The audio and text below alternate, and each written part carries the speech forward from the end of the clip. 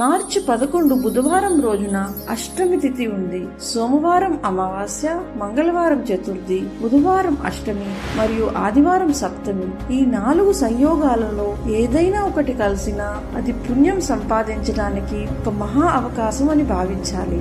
ఈ రోజున చేసిన జపం, ధ్యానం, స్నానం, దానం మరియు శ్రాద్ధం అక్షయ ఫలాన్ని ఇస్తాయి. అంటే వాటి పుణ్యం ఎప్పటికీ నశించదు. అందుకే ఇలాంటి పవిత్రమైన అవకాశాల్లో 100 పనులు కాదు, 1000 పనులు కాదు, 1,00,000 పనులు ఉన్నా కూడా వాటిని పక్కన పెట్టి భగవంతుని స్మరణ, మంత్ర జపం మరియు ధ్యానం తప్పక చేయాలని చెప్పబడింది. ఈ యోగం యొక్క సమయం మార్చి 11 సూర్యోదయం నుండి మార్చి 12 ఉదయం 4:19 వరకు ఉంటుంది. ఇలాంటి పుణ్యప్రదమైన తిథుల గురించి సమాచారం మీకు సమయానుసారం సంత్ శ్రీ ఆశారాంజీ ఆశ్రమ్ యూట్యూబ్ ఛానల్లో అందుతుంది.